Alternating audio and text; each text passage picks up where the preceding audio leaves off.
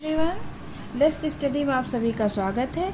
आज हम आपको वाच्य पढ़ाएंगे जो आपके सिलेबस की दृष्टि से बहुत ही इम्पॉर्टेंट है और इससे क्वेश्चन तो आते ही हैं और हम जितना पढ़ाएंगे उसी में से आ जाएगा। और इसे बहुत ध्यान से पढ़िएगा और पूरे लगन से पढ़िएगा और पूरा वीडियो ज़रूर देखिएगा।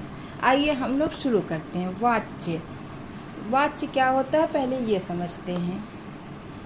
वाच्य से यह पता चलता है कि वाक्य में कर्ता, कर्म और भाव में से किसकी प्रधानता है। इससे यह स्पष्ट होता है कि वाक्य में प्रयुक्त क्रिया के लिंग, वचन तथा पुरुष, कर्ता या भाव में से किसके अनुसार हैं। समझ में आया? वाच्य क्या होता है? वाच्य से यह पता चलता है कि वाक्य में कर्ता, कर्म और भाव में से किसकी प्रधानता है।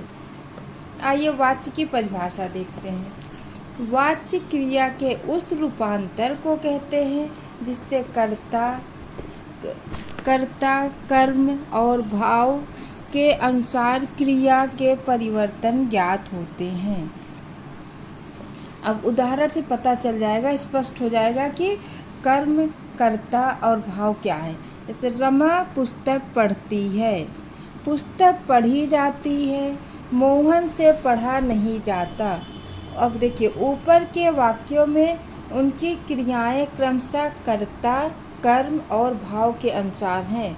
पहले वाक्य में रमा करता है और उसके अनुसार क्रिया है पढ़ती है। रमा के अनुसार क्रिया है, रमा क्या पढ़ती है? पुस्तक पढ़ती है। रमा क्या है? करता है। और दूसरे वाक्य में देखिए दूसरे वाक्य में कर्म पुस्तक के अनुसार क्रिया है, पढ़ी जाती है। तो कर्म क्या है? पुस्तक है, तो पुस्तक के अनुसार क्रिया है।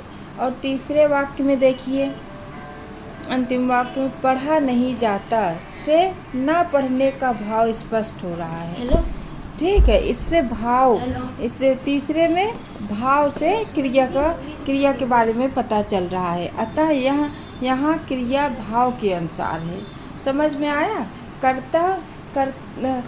पहले में क्या कर्ता के अनुसार पता चल रहा था, दूसरे में कर्म के अनुसार, तीसरे में पढ़ा नहीं जाता, तो उससे स्पष्ट हो रहा है कि उसमें भाव आ रहा, तो भाव के अनुसार क्रिया है। अब देखते हैं वाच्य के कितने भेद हैं। वाच्य के भेद, वाच्य के 3 भेद हैं। कर्तवाच्य, कर्मवाच्य, भाववाच्य। अब कर्तवाच्य के बारे में देखते हैं। ठीक, जिस वाक्य में क्रिया कर्ता के अनुसार हो उसे कर्तवाच्य कहते हैं। अभी बताया था कि जिस वाक्य में क्रिया कर्ता के अनुसार हो तो उसे क्या कहते हैं? कर्तवाच्य। ये इसकी परिभाषा है कर्तवाच्य की। अब इसका उदाहरण देखिए।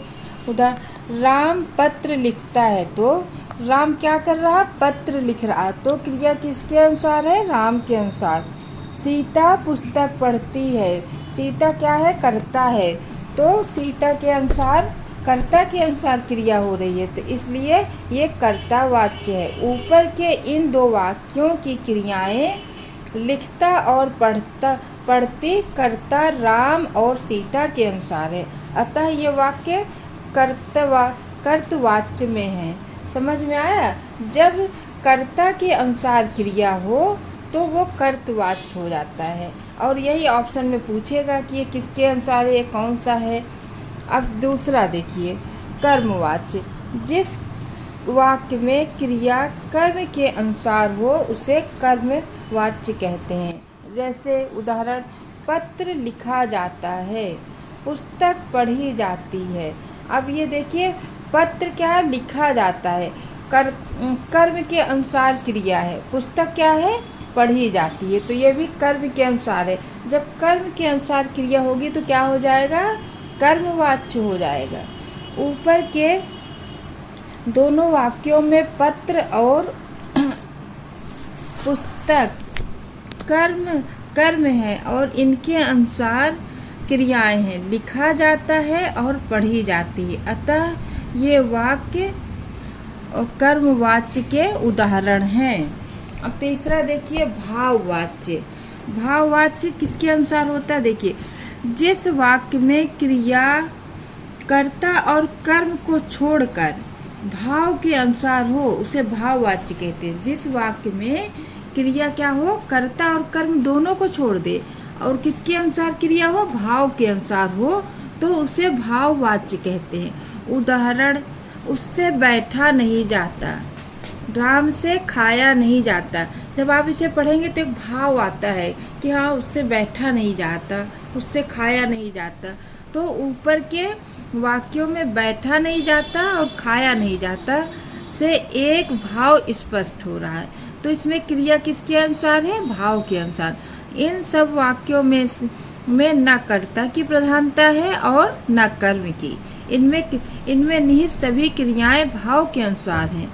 अतः भाव के अनुसार क्रिया होने से सभी भाववाच्य के उदाहरण हैं। अब देखिए नोट्स। कर्मवाच्य में सकर्मक और अकर्मक दोनों क्रियाएं होती हैं। कर्मवाच्य में सकर्मक और अकर्मक दोनों क्रियाएं होती हैं। और नहीं, कर्तवाच्य में सकर्मक और अकर्मक दोनों क्रियाएं होती हैं। और कर्मवाच्य में क्रिया केवल सकर्मक होती है। क्रिया का लिंग वचन और पुरुष के अनुसार होता है। ठीक, अभी हम आपको सकर्मक और अकर्मक क्रिया क्या होती है वो भी बताएंगे। ठीक है। भाववाच्य में क्रियाएं प्रायः अकर्मक होती हैं। इसकी क्रिया सदा एक वचन, अन्य पुरुष और पुल्लिंग में होता है। इसमें असमर्थता और निषेध होने से वाक्य प्रायः नकारात्मक हो जाता है। जैसे बैठा नहीं जाता, खाया नहीं जाता। ठीक है। अब आपको बता दें सकर्मक और अकर्मक क्रियाएं होती क्या हैं। जिन क्रियाओं के प्रयोग में कर्म की आवश्यकता नहीं होती है उन्हें अकर्मक क्रिया कहते हैं। और जिनमें कर्म की आवश्यकता होती है उन्हें सकर्मक क्रिया कहते हैं। जैसे मैं गया, मैं सोता हूँ, पक्षी उड़ता है। तो इन वाक्यों में कर्ता और क्रिया ही है, तो अभी वाक्य पूर्ण है, इनमें कर्म की आवश्यकता नहीं है। जैसे अब यहाँ देखिए अकर्मक क्या है, वह खेल रहा है, तो ये क्या हो गया, अकर्मक क्रिया। वह क्या खेल रहा है ये नहीं पता है, लेकिन वह खेल रहा है। और सकर्मक क्रिया में वह फुटबॉल खेल रहा है।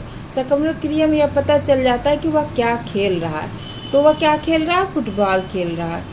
वह पढ़ रहा है, अकर्मक क्रिया हो गई, क्योंकि इसमें पता नहीं चला क्या पढ़ रहा। अकर्मक क्रिया में ये नहीं पता चलेगा कि क्या पढ़ रहा है। और सकर्मक क्रिया में वह पुस्तक पढ़ रहा है। रस्सी ऐंठती है, हाँ, रस्सी को ऐंठ कौन रहा है ये नहीं पता चल रहा, बस रस्सी ऐंठती है। तो लड़का रस्सी को ऐंठता है, ये सकर्मक क्रिया हुआ। अकर्मक क्रिया में कर्ता रहता है और सकर्मक क्रिया में कर्ता और कर्म दोनों रहते हैं। ठीक है। और अभी बताया कि कर्तवाच्य में सकर्मक और अकर्मक दोनों रहेंगे और कर्मवाच्य में सकर्मक ही रहेगा। और भाववाच्य में क्या रहेगा, भाववाच्य में भी अकर्मक ही रहता है। ठीक है। आज के लिए इतना ही। अगर आपको यह मेरा वीडियो पसंद आया हो तो लाइक, सब्सक्राइब, शेयर ज़रूर करिएगा और हमारा वीडियो शुरू से आखिरी तक ज़रूर देखिएगा। कमेंट बॉक्स में लिख के ज़रूर बताइए कि आपको यह वीडियो कैसा लगा। धन्यवाद।